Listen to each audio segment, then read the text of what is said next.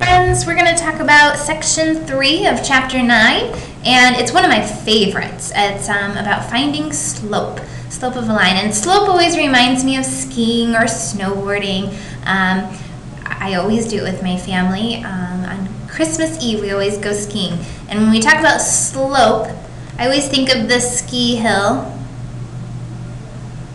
Slope of that ski hill. What do you think? Do you think that would be a steep hill or not a steep hill? For me, that would be pretty steep. Okay, for me, I like the bunny hill that kind of goes like that.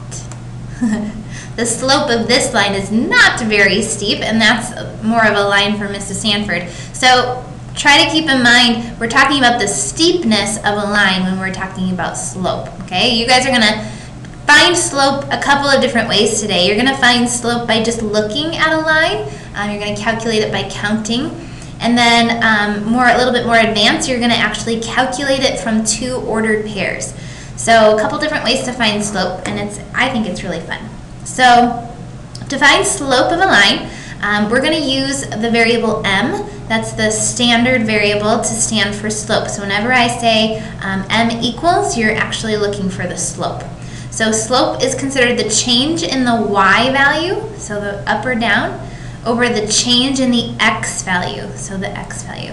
So another way to say that is rise over run. This is probably the most important thing to take away, is that slope is rise over run.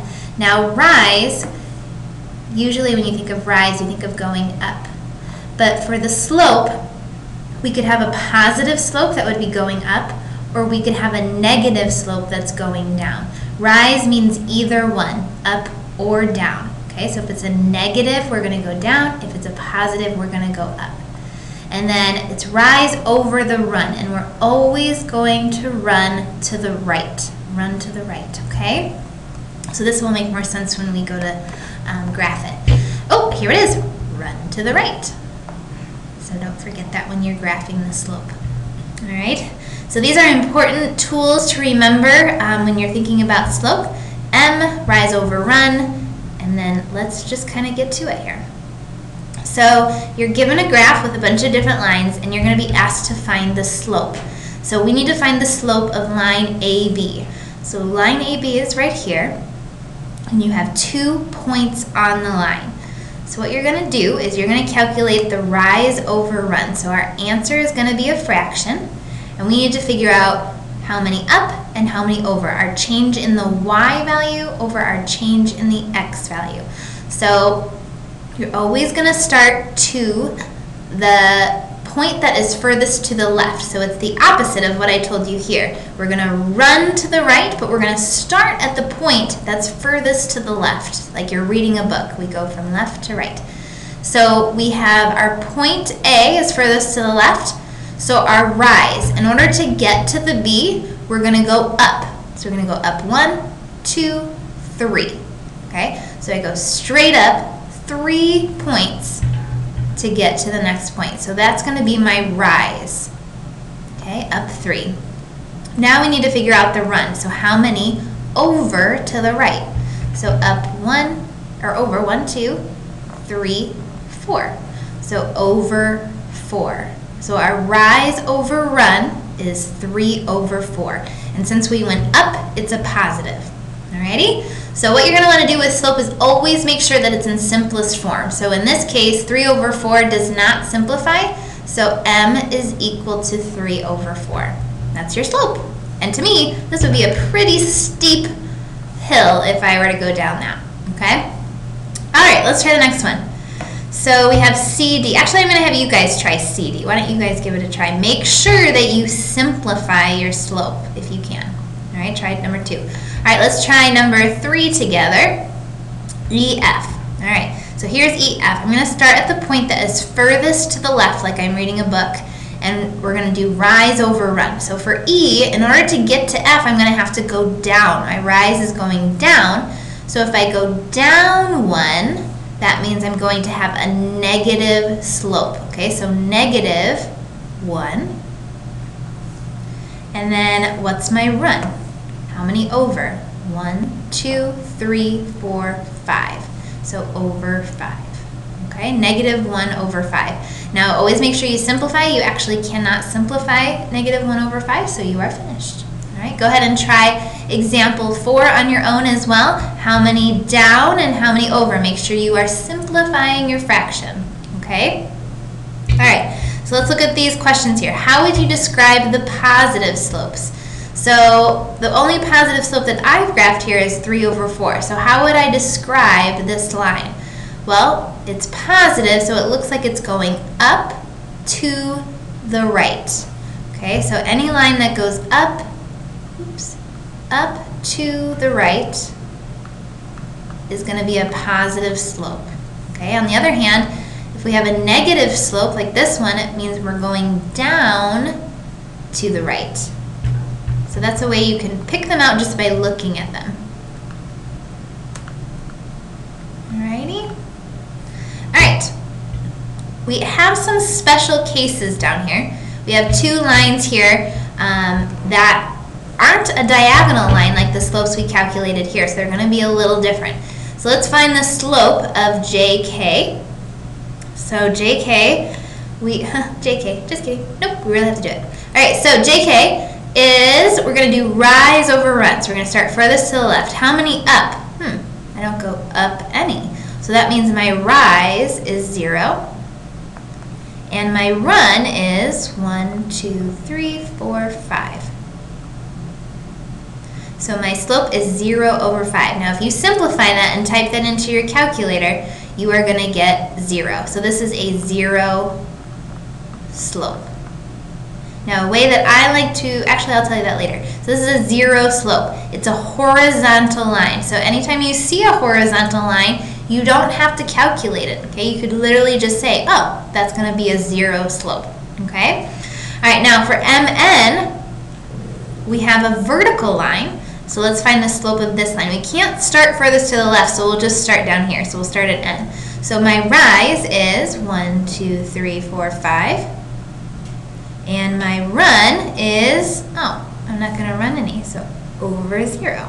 So what we're going to do is calculate that in your calculator. I want you to pause this right now, and I want you to type this into your calculator because I want you to see what comes up. So pause me. Did you pause? Hope you did. Okay, so hopefully you saw that your calculator comes up with error, okay, or no solution.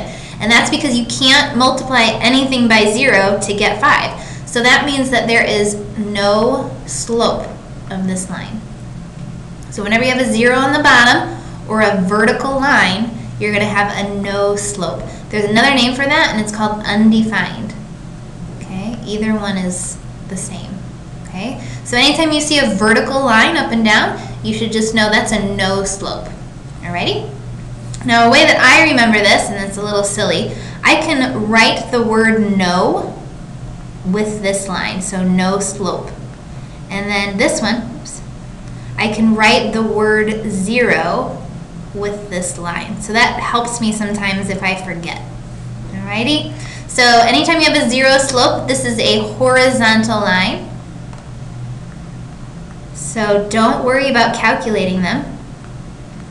Just automatically look, oh, horizontal line, that's a 0 slope. And then a no slope is a vertical line. Alrighty?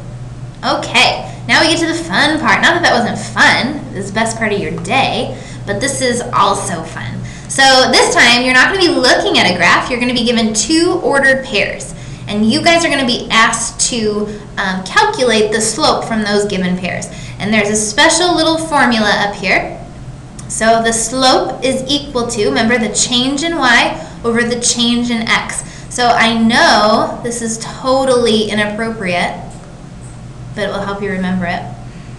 How I remember the slope formula is I think of a little picnic. Maybe you've heard this before. And at your picnic, you are drinking, wait for it, martinis. Right? Right? So inappropriate, Mrs. Sanford. But you're drinking martinis on your picnic table. Here's your picnic table. See it? Are you seeing it? Yeah, yeah. And remember, when you drink martinis, you have to be 21 in order to drink martinis. Don't be ridiculous. And whenever you drink alcohol, there are clearly negative effects. Got it? Yeah, you'll never forget it now. So whenever I ask you to find the slope, think of this silly situation here where you've got your martini glasses on your picnic table and you will never forget, okay? So let's put this to use. Let's try this formula using these ordered pairs. You guys don't have to fill this out. This is just to kind of help you a little bit. So we're going to have our two ordered pairs. So this is our x1, y1, x2, y2. Okay, so our first xy, second xy. So we're going to plug them into our equation. So we're going to take our y minus y on top. So we're going to take my y value, so 11, minus my other y. That's going to be my top.